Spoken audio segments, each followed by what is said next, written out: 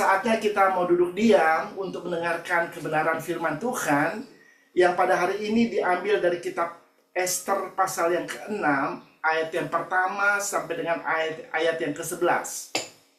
Sekali lagi, khotbah pada hari ini diambil dari kitab Ester pasal yang ke-6, ayat yang pertama sampai dengan ayat yang ke-11. Sudah ditampilkan di screen, kita akan baca. Saya akan bacakan dan Bapak Ibu Saudara bisa mengikuti di Alkitab Saudara atau Saudara bisa baca di screen. Ester pasal yang ke-6 ayat yang pertama sampai ayat yang ke-11. Perikop ini diberi judul Mordekai dihormati. Pada malam itu juga raja tidak dapat tidur, maka bertitalah Baginda membawa kitab pencatatan sejarah lalu dibacakan di hadapan raja. Dan di situ didapati suatu catatan tentang Mordekai yang pernah memberitahukan bahwa Bigtan dan Teres, dua orang sida-sida raja yang termasuk golongan penjaga pintu, telah berikhtiar membunuh Raja Ahasiweros. Maka bertanyalah raja, kehormatan dan kebesaran apakah yang dianugerahkan kepada Mordekai oleh sebab perkara itu? Jawab para biduan dan raja yang bertugas pada Baginda, kepadanya tidak dianugerahkan suatu apapun. Maka bertanyalah raja, siapakah itu yang ada di pelataran? Pada waktu itu Haman baru datang di pelataran luar istana raja untuk memberitahukan kepada Baginda bahwa ia hendak menyulahkan Mordekai pada tiang yang sudah didirikannya untuk dia. Lalu jawab para biduan dan raja kepada Baginda, itulah Haman. Ia berdiri di pelataran. Maka titah raja, suruhlah dia masuk. Setelah Haman masuk, bertanyalah raja kepadanya, apakah yang harus dilakukan kepada orang yang raja berkenan menghormatinya? Kata Haman dalam hatinya, kepada siapa lagi raja berkenan menganugerahkan kehormatan lebih dari kepadaku? Oleh karena itu, jawab Haman kepada raja, mengenai orang yang raja berkenan menghormatinya, hendaklah diambil pakaian kerajaan yang biasa dipakai oleh raja sendiri, dan lagi kuda yang biasa dikendarai oleh raja sendiri, dan yang diberi mahkota kerajaan di kepalanya. Dan hendaklah diserahkan pakaian dan kuda itu ke tangan seorang dari antara pembesar raja, orang-orang bangsawan, lalu hendaklah pakaian itu dikenakan kepada orang yang raja berkenan menghormatinya. Kemudian hendaklah ia diarak dengan mengendarai kuda melalui lapangan kota, sedang orang berseru-seru di depannya. Beginilah dilakukan kepada orang yang raja berkenan menghormatinya.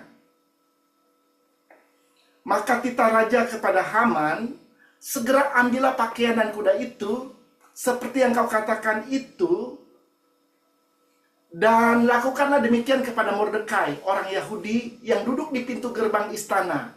Sepatah kata pun janganlah kau lalaikan daripada segala yang kau katakan itu. Lalu Haman mengambil pakaian dan kuda itu, dan dikenakannya pakaian itu kepada Mordekai. Kemudian diaraknya Mordekai melalui lapangan kota itu, sedang ia menyerukan di depannya, beginilah dilakukan kepada orang yang raja berkenan menghormatinya.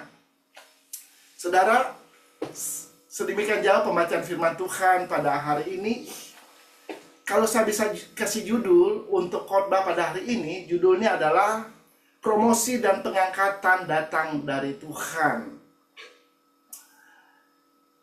Kita akan belajar dari kehidupan Mordekai, bagaimana Tuhan mengangkat kehidupannya dari keadaan yang sangat terburuk. Tuhan mengangkat dia, saudara. Saudara-saudara, mungkin kita sering mendengar kata kebetulan. Misalnya ada orang yang berkata, ada orang miskin, lalu ada orang yang berkata, oh, dia itu bisa menjadi kaya karena kebetulan aja dia mendapatkan jodoh anak orang kaya. Makanya dia sekarang bisa menjadi orang kaya. Atau ada orang yang berkata, dia bisa mendapatkan jabatan tinggi di perusahaan itu karena kebetulan saja orang tuanya kenal sama yang punya perusahaan itu. Atau mungkin Anda suka mendengar kata seperti ini. Oh, orang itu bisa menjadi juara di turnamen bulu tangkis itu karena kebetulan aja Lawan terberat dia sakit pada hari itu, jadi nggak bisa ikut turnamen itu. Makanya orang itu bisa jadi juara di turnamen itu. Dan banyak lagi kata-kata kebetulan yang lain yang kita suka dengar. Bagi saya, sebagai orang percaya tidak ada kata kebetulan, saudara. Karena saya percaya setiap langkah kehidupan dari orang percaya itu sudah diatur oleh Tuhan. Semua langkah kehidupan kita ada dalam rencana Tuhan. Dan kalau Tuhan merencanakan sesuatu dalam hidup kita, tidak ada apapun atau siapapun yang dapat menggagalkannya. Pasti rencana Allah itu akan tergenapi di dalam hidup kita. Nah, kita akan belajar dari kehidupan Mordekai, bagaimana Tuhan mengangkat dan mempromosi kehidupannya, dan apa yang terjadi dalam kehidupan Mordekai ini semua sudah diatur oleh Tuhan. Dan semua itu ada dalam rencana Tuhan. Pertama-tama kita perlu tahu siapa Mordekai. Mordekai ini dia adalah ayah angkat dari Esther atau Ratu Esther. Jadi pada waktu orang tua dari Esther mati, Mordekai mengangkat Esther menjadi anaknya dan mengasuh dia sejak saat itu, saudara. Nah, kalau Anda membaca dalam cerita ini, terjadi pertikaian atau permusuhan antara Mordekai dengan Haman. Kenapa mereka bermusuhan? Alkitab juga mencatat karena Haman marah, Mordekai tidak menghormati dia. Seperti yang dilakukan oleh pegawai-pegawai raja yang lain. Nah, kita perlu tahu dulu siapa Haman ini. Coba kita baca Esther pasal 3 ayat yang pertama, saudara. Esther pasal 3 ayat yang pertama, sesudah peristiwa-peristiwa ini, maka Haman bin Hamedata, orang Agag, dikaruniailah kebesaran oleh Raja Ahasiweros, dan pangkatnya dinaikkan serta kedudukannya ditetapkan di atas semua pembesar yang ada di hadapan raja. Jadi Alkitab menjelaskan kepada kita, Haman ini adalah orang Agag, dan dia diangkat oleh raja untuk menjadi kepala dari pembesar-pembesar di seluruh wilayah kerajaan Persia pada waktu itu. Dan Alkitab juga mencatat Haman ini marah kepada Mordekai karena dia nggak mau berlutut dan bersujud untuk menghormati dia, untuk menghormati Haman. Ya, saudara bisa baca itu di dalam Esther pasal 3 ayat yang kedua. Dan semua pegawai raja di pintu gerbang istana raja berlutut dan sujud kepada Haman, sebab demikianlah diperintahkan raja tentang dia. Tetapi Mordekai tidak berlutut dan tidak sujud. Saudara-saudara, ada perintah dari raja bahwa semua pegawai dari raja harus menghormati Haman, saudara. Mereka harus berlutut dan bersujud kalau ketemu sama Haman, saudara. Nah, di sini kita lihat Mordekai menolak untuk sujud dan berlutut kepada Haman. Dia menolak untuk menghormati Haman, saudara. Mengapa hal ini terjadi, saudara?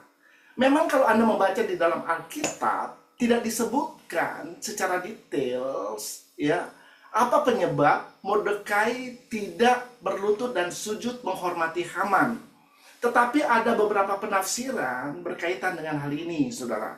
Yang pertama, Mordekai tidak berlutut kepada Haman karena kesetiaannya dan ketaatannya kepada Tuhan.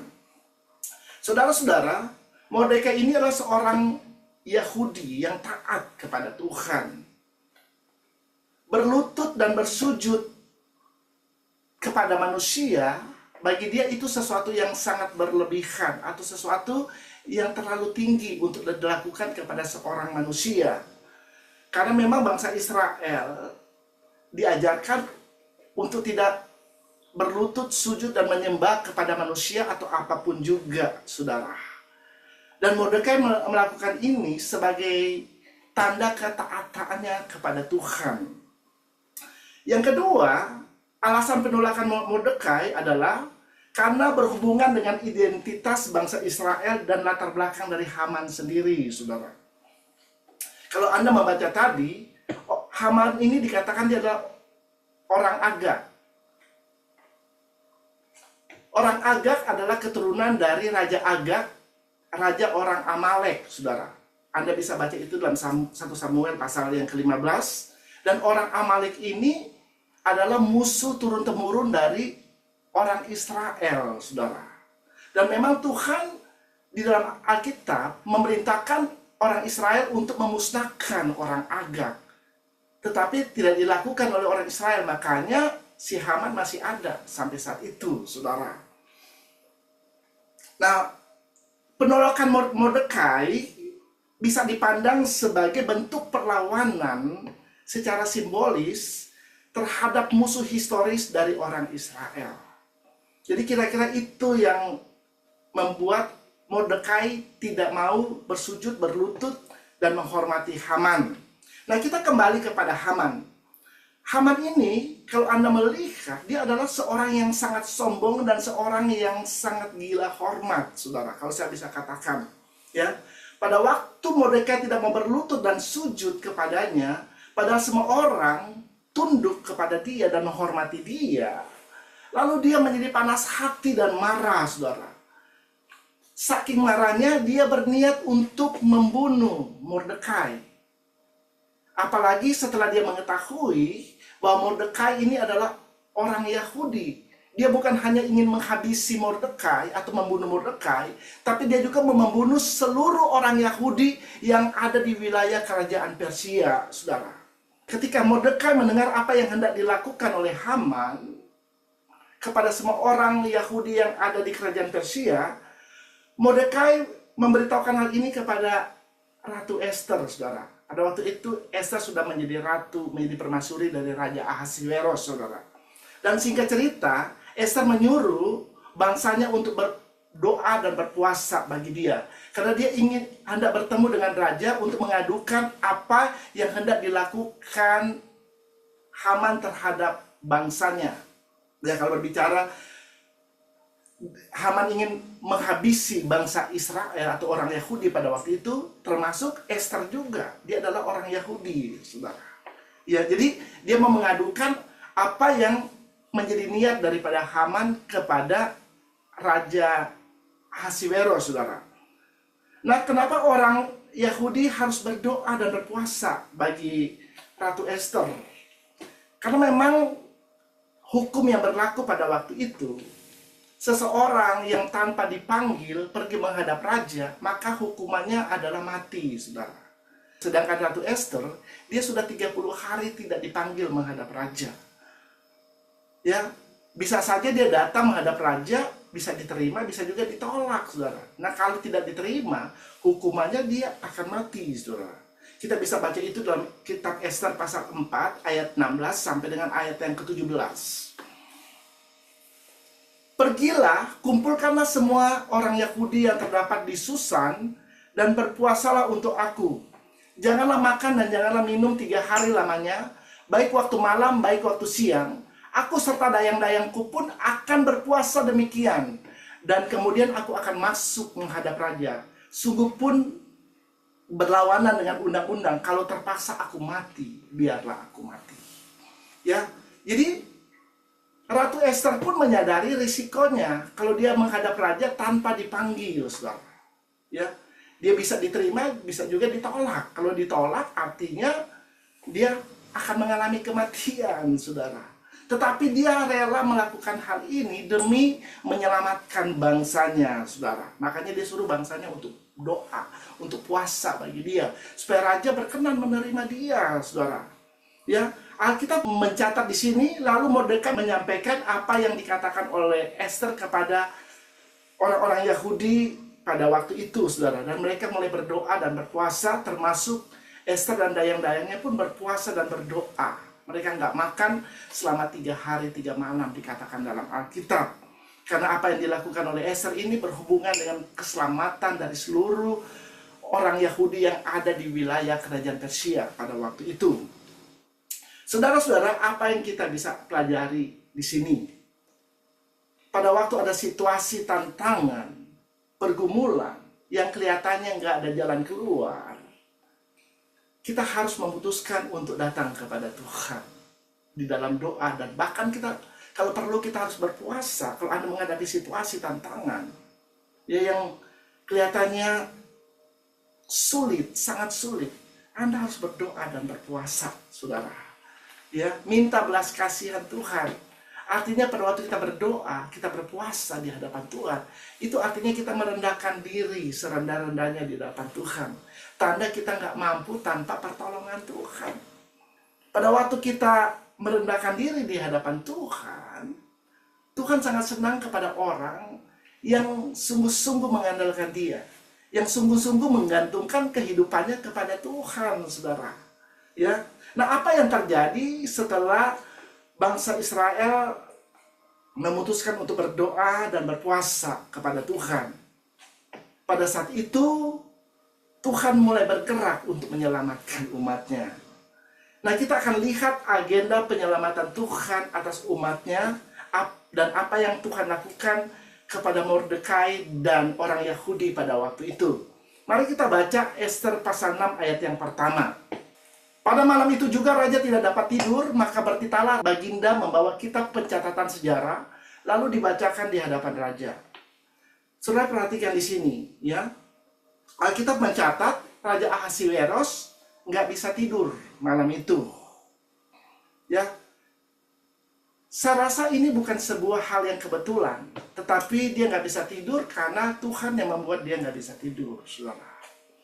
Ya, karena Tuhan sedang bekerja melalui diri Raja Ahasiweros, saudara. Raja bukan nggak bisa tidur karena dia punya situasi atau masalah di dalam hidupnya yang terlalu sulit dan membuat dia susah hati, dia bersedih hati, dan lalu dia nggak bisa tidur. Atau karena dia punya penyakit insomnia, penyakit susah tidur. Tapi seperti yang tadi saya jelaskan, dia nggak bisa tidur karena memang Tuhan sedang bekerja di dalam dirinya, saudara. Ya. Karena kenapa? Karena pada malam itu, besoknya, Mordekai itu akan dibunuh, saudara, oleh Haman. Ya. Mordekai itu akan disulahkan oleh Haman. Saudara tahu menyulahkan orang itu adalah hukuman yang terjadi pada waktu itu yang sangat mengerikan, saudara. Di mana orang akan ditusuk dari bagian bawah sampai ke perut dengan menggunakan bambu atau tiang atau menggunakan tombak, saudara. Lalu ditaruh di atas tiang. Dan orang itu akan mati di sana, saudara. Inilah hukuman yang mengerikan yang dilakukan di zaman itu, saudara. Ya. Nah, kita lihat pada malam itu Tuhan menggelisahkan hati raja, sehingga dia nggak bisa tidur, saudara. Nah, dalam keadaan nggak bisa tidur, raja menyuruh pegawainya untuk mengambil kitab pencatatan sejarah. Saudara, coba kita lihat di dalam Ester pasal yang ke-6 ayat yang kedua. Dan di situ didapati suatu catatan tentang Mordekai yang pernah memberitahukan bahwa Bigtan dan Teres, dua orang sida-sida raja yang termasuk golongan penjaga pintu, telah berikhtiar membunuh Raja Ahasiweros. Saudara, pada waktu catatan-catatan sejarah dibawa kepada raja, dan raja membaca tentang peristiwa persenggokolan dari dua orang sida-sida yang bernama Bigtan dan Teres, di mana mereka berniat untuk membunuh raja, saudara. Dan ini diketahui oleh Mordekai. Dan Mordekai memberitahukan kepada Ratu Ester, dan Ratu Ester memberitahukan kepada raja. Dan ketika peristiwa ini diselidiki dan ternyata benar, akhirnya kedua sida-sida ini dihukum oleh raja, saudara. Ya. Jadi, saudara, saya percaya pada waktu raja membaca peristiwa ini bukan kebetulan. Ya, ini semua dia dituntun oleh Tuhan. Semua sudah diatur oleh Tuhan, saudara. Kehidupan kita tuh nggak ada yang kebetulan, semua sudah diatur oleh Tuhan. Amin. Ya, saya percaya. Kita harus percaya. Tidak ada sesuatu pun yang kebetulan dalam kehidupan kita. Semua sudah diatur oleh Tuhan, saudara. Ya, jadi waktu dia harus baca catatan sejarah, bisa aja dia baca catatan sejarah tentang hal-hal yang lain. Karena ada banyak catatan sejarah dari kerajaan Persia, saudara. Kenapa Raja Ahasiweros harus baca catatan sejarah tentang Mordekai yang telah menyelamatkan hidupnya? Nah, saya percaya ini dia dituntun oleh Tuhan untuk membaca tentang peristiwa itu, saudara. Lalu setelah dia membaca, raja bertanya kepada para hambanya yang hadir di situ, yang bertugas pada waktu itu, apa yang telah diberikan Mordekai atas jasa-jasanya? Coba kita baca dalam Ester pasal 6 ayat yang ketiga. Maka bertanyalah raja, kehormatan dan kebesaran apakah yang dianugerahkan kepada Mordekai oleh sebab perkara itu? Jawab para biduan dan raja yang bertugas pada baginda, kepadanya tidak dianugerahkan sesuatu apapun. Jadi Alkitab mencatat, para hambanya menjawab, tidak ada apa-apa yang diberikan raja kepada Mordekai berhubungan dengan peristiwa itu. Nggak ada sesuatu apapun yang dianugerahkan kepada Mordekai berkaitan dengan apa yang dilakukan oleh Mordekai pada waktu itu. Saya percaya raja tentunya merasa sangat berhutang budi kepada Mordekai dengan apa yang sudah dilakukan oleh Mordekai terhadap hidupnya, saudara. Dia merasa nggak enak, kok dia kelewatan dengan peristiwa ini. Dia hendak melakukan sesuatu, dia ingin memberikan sesuatu kepada Mordekai sebagai tanda penghormatan, sebagai penghargaan atas jasa-jasa Mordekai. Lalu pada waktu raja sedang bercakap-cakap, dikatakan Haman datang untuk memberitahukan raja bahwa dia hendak menyulahkan Mordekai besok hari, saudara. Kita bisa baca itu dalam ayat yang keempat dan 5, kita nggak usah baca. Tapi kalau Anda mau baca, Anda bisa baca ya, di dalam ayat yang keempat dan 5. Lalu raja menyuruh hambanya untuk menyuruh Haman masuk menghadap dia, saudara. Dan sebelum Haman memberitahukan maksud dari kedatangannya, yang kita tahu tadi, maksud dari kedatangan Haman adalah untuk memberitahukan kepada raja bahwa dia hendak membunuh Mordekai besok hari, saudara. Kita lihat dalam Ester pasal yang ke-6 ayat yang ke-6, coba kita baca. Setelah Haman masuk, bertanyalah raja kepadanya, apakah yang harus dilakukan kepada orang yang raja berkenan menghormatinya? Kata Haman dalam hatinya, kepada siapa lagi raja berkenan menganugerahkan kehormatan lebih dari kepadaku? Saudara-saudara, kalau Anda membaca ayat firman Tuhan ini, ya, saya waktu membaca, saya merasa geli dengan sikap Haman, saudara. Karena Haman ini, kalau orang sekarang bilang dia orang yang kegeeran, ya, gede rasa, ya. Dia pikir bahwa dialah orangnya yang ada dalam pertanyaan itu, saudara. Bahwa dialah orangnya yang akan raja memberikan penghormatan, ya. Dia nggak pernah menyangka bahwa Mordekai lah orangnya, tapi dia pikir dialah orangnya, ya. Ini karena Haman ini seorang yang sangat sombong, saudara.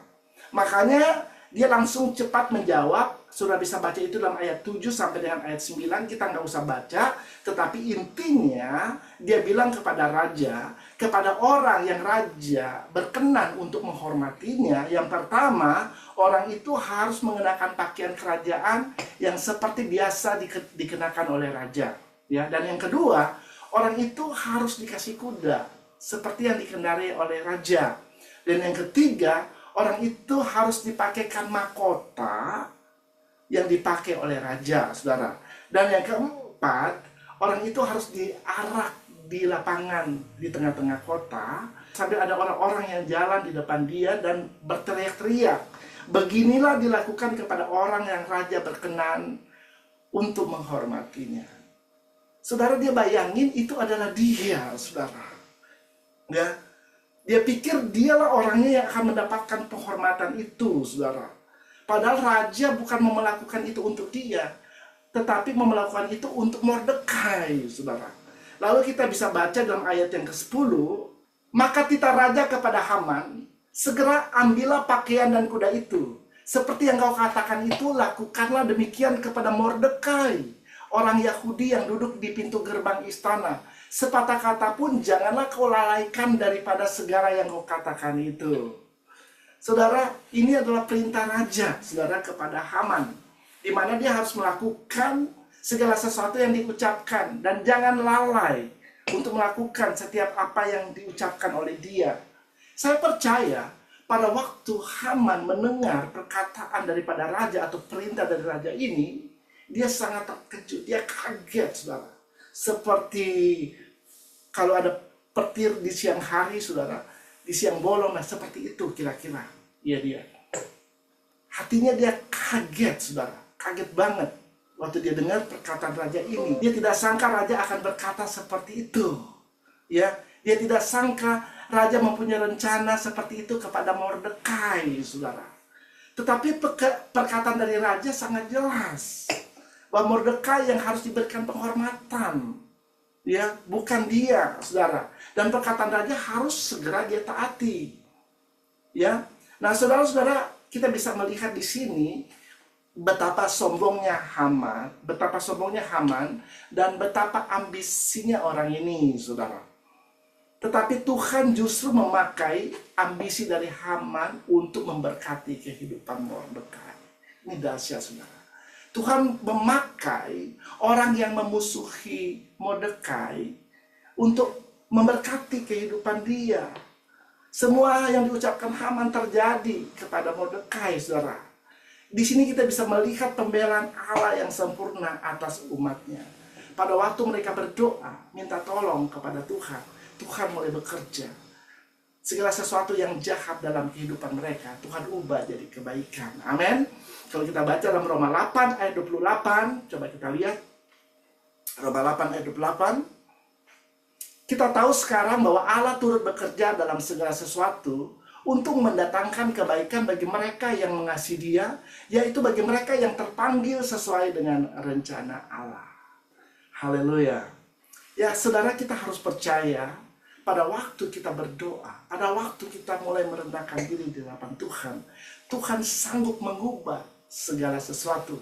Bahkan segala sesuatu yang kelihatannya buruk, kelihatannya jelek, kelihatannya menakutkan, kelihatannya menyedihkan, kelihatannya menyakitkan yang terjadi dalam hidup kita, Tuhan sanggup mengubah itu jadi kebaikan buat hidup kita. Amin. Haleluya, saudara. Saya percaya, ya, kalau Anda sungguh-sungguh datang kepada Tuhan, apapun situasimu, engkau akan lihat Tuhan bisa ubah itu jadi kebaikan di dalam hidupmu. Sama seperti yang Tuhan sudah lakukan kepada Mordekai, saudara. Ya, dia bisa melakukan itu terhadap semua kita yang hadir pada saat ini. Kalau kita percaya kepada Dia, Dia sanggup mengubah segala sesuatu yang jahat yang dilemparkan iblis dalam hidup kita jadi kebaikan buat hidup kita. Jadi kita lihat di sini Tuhan bekerja dengan cara yang ajaib, dengan cara yang nggak pernah bisa dipikirkan oleh manusia. Karena memang jalan Tuhan bukan jalan kita. Haleluya. Ya, kita kembali kepada Mordekai. Tadinya Mordekai berpikir, dia berharap Ratu Esther lah yang nanti akan menolong dia. Tetapi pada waktu hal ini terjadi, Ratu Esther sebenarnya belum mengadukan apa yang hendak dilakukan oleh Haman kepada Mordekai dan juga kepada bangsanya, saudara. Ya, tentang rencana jahat dari Haman belum diadukan kepada raja oleh Ratu Esther. Ya, karena mereka baru akan ketemu untuk dua kali. Ratu Esther bertemu dengan raja. Yang pertama dia bertemu, dia belum adukan, tapi pertemuan kedua dia berencana untuk menceritakan rencana dari Haman dan tentang rencana jahat dari Haman kepada Raja Ahasiweros, saudara. Tetapi pada waktu peristiwa ini terjadi, itu belum dilakukan oleh Ratu Esther. Saudara-saudara, Tuhan bisa saja menolong kita dengan caranya, ya, yang kadang-kadang di luar pemikiran kita. Amin. Ya, jadi pada waktu kita berdoa, waktu kita merendahkan diri minta pertolongan Tuhan, kita harus benar-benar percaya bahwa tangan Tuhan pasti akan menolong kita. Amin. Tuhan adalah Tuhan yang tidak pernah membiarkan kita. Dia mau make sure bahwa anak-anaknya itu terlindungi, anak-anak itu aman dari segala mara bahaya, kecelakaan yang bisa saja terjadi dalam hidup kita. Haleluya, saudara. Dan kita lihat, saudara, semua yang dikatakan kepada Mordekai akhirnya terjadi. Saudara, Mordekai yang berada dalam keadaan yang sangat terpuruk, ya, yang sangat menyedihkan, diangkat oleh Tuhan. Ya, kalau Tuhan mengangkat kehidupan seseorang, tidak ada yang bisa menurunkan dia. Amin. Tetapi kalau Tuhan yang menurunkan, tidak ada seorang pun yang bisa mengangkat. Haleluya. Nah, ini yang terjadi dalam kehidupan Mordekai. Ya, Tuhan mempromosikan, Tuhan mengangkat kehidupannya. Ya, dan dia mempunyai kedudukan yang sangat tinggi di kerajaan Persia, saudara. Dan dia menjadi orang yang sangat dihormati pada waktu itu. Kita bisa baca di dalam Esther pasal 10 ayat yang ketiga. Coba kita lihat Esther pasal 10 ayat yang ketiga. Karena Mordekai orang Yahudi itu menjadi orang kedua di bawah Raja Ahasiweros. Dan ia dihormati oleh orang Yahudi serta disukai oleh banyak sanak saudaranya. Sebab ia mengikhtiarkan yang baik bagi bangsanya dan berbicara untuk keselamatan bagi semua orang sebangsanya. Wah, luar biasa pekerjaan Tuhan atas kehidupan Mordekai, saudara. Ya, bayangkan dari seorang yang sangat terburuk, bahkan hampir mati, saudara. Tetapi Tuhan mengangkat dia.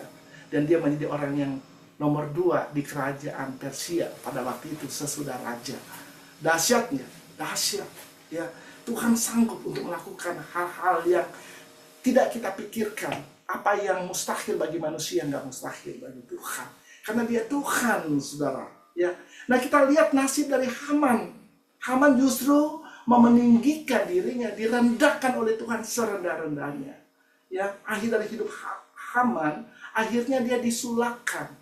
Ya, dengan sula yang dia siapkan untuk menyulahkan Mordekai. Coba kita baca dalam Ester 7 ayat 10. Kemudian Haman disulahkan pada tiang yang didirikannya untuk Mordekai. Maka surutlah panas hati raja. Haleluya, saudara. Ya, saudara lihat orang yang ingin mencelakan Mordekai, akhirnya justru sula yang dia persiapkan untuk Mordekai itu disulahkan kepada dia. Ini namanya senjata makan tuan, saudara. Benar? Semuanya dibalik oleh Tuhan. Amin. Kalau Tuhan yang bela kita, siapakah yang dapat melawan kita? Haleluya. Haleluya. Saudara, kita harus percaya kalau Tuhan ada di pihak kita, tidak ada sesuatu pun di dunia ini yang dapat melawan kita. Karena dia Tuhan yang sanggup melakukan segala perkara. Bukan hanya Haman yang disulahkan, bahkan anak-anaknya pun disulahkan. Ada 10 anaknya disulahkan di atas tiang, saudara. Dan orang-orang Israel, orang-orang Yahudi yang mau dibunuh di seluruh wilayah kerajaan Persia, raja memberi perintah kepada mereka untuk mereka bisa melawan orang-orang yang mau membunuh mereka. Musuh-musuh mereka bisa dilawan.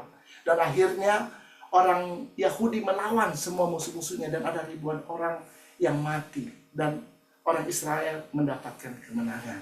Haleluya. Ya, jadi kalau Tuhan yang bekerja, kalau Tuhan yang bela dalam hidup kita, maka kekalahan itu bisa menjadi kemenangan. Amin. Karena dia ada di pihak kita. Saudara-saudara, saya tidak akan memperpanjang khotbah pada hari ini. Mari kita udah sama-sama belajar dari kisah Mordekai, bagaimana Tuhan menolong dan mengangkat hidupnya. Tetap percaya kepada Tuhan, apapun situasi, keadaan, tantangan, pencobaan yang mungkin engkau sedang hadapi saat ini. Percaya bahwa Tuhan sanggup untuk menolongmu. Walaupun kelihatannya sangat buruk, sangat sulit, sangat susah. Tapi engkau harus tetap percaya bahwa Tuhan yang sama yang dimiliki oleh Mordekai itu adalah Tuhan yang kita sembah. Amin. Tuhan yang sanggup untuk melepaskan kita dari segala mara bahaya, kecelakaan yang terjadi dalam hidup kita. Kita hanya perlu datang kepada dia, andalkan dia, merendahkan diri di depan dia. Maka dia akan bertindak dan dia sanggup untuk mengangkat kehidupanmu. Dia sanggup mempromosikan kehidupanmu. Dan Tuhan akan membawa engkau di jalan-jalan kemenangan. Amin.